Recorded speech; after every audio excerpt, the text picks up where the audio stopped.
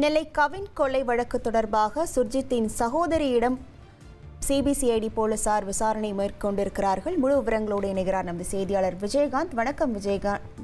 சகோதரியிடம் எவ்வளவு நேரம் இந்த விசாரணையானது நடைபெற்றது, எது குறித்து விசாரணை நடைபெற்றது, முழு விவரங்கள்?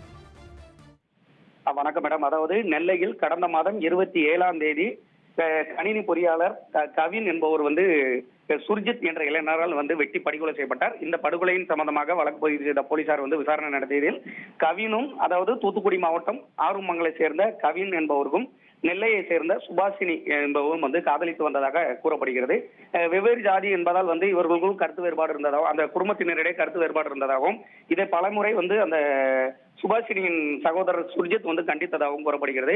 இந்த விவகாரத்தில் ஒரு கட்டத்தில் பேச்சுவார்த்தையில் உடன்படாத நிலையில் இருவருக்கும் வாய் தகராறு ஏற்பட்டதாகவும், அப்போது சுர்ஜித் என்பவர் அந்த கணினி பொறியாளர் கவினை வெட்டி கொலை செய்துவிட்டு போலீசாரில் சரணடைந்தார். இந்த கொலை சம்பவம் தொடர்பாக சிபிசிஐடி நெல்லை சிபிசிஐடி போலீசார் வழக்கு பதிவு செய்து தற்போது விசாரணை நடத்தி வருகின்றனர். மேலும் இந்த கொலை சம்பவத்தில் சுர்ஜித் மற்றும் அவரது தந்தை காவல் உதவி ஆய்வாளராக உள்ள சரவணன் ஆகிய இருவரை ஏற்கனவே கைது செய்யப்பட்டுள்ளனர்.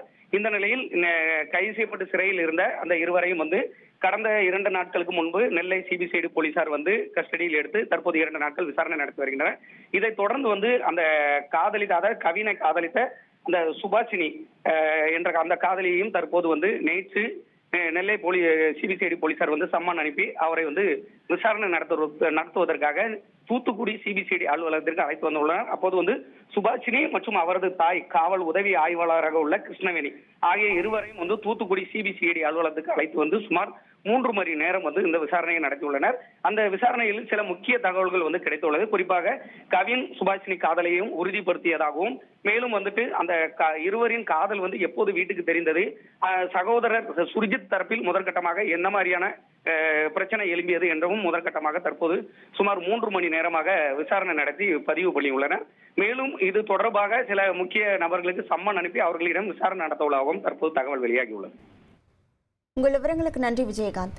உங்கள் தந்திவன் தொலைக்காட்சியில் காவலன் வியாழந்தோறும் இரவு 8 மணிக்கு காண தவறாதீர்கள். ட்ரெண்ட் ஆக்கிக்கோங்க. தந்தி டிவியின் சப்ஸ்கிரைபர்ஸ் அண்ட் ஃபாலோவர்ஸ் குடும்பத்துல நீங்களும் இணையுங்க.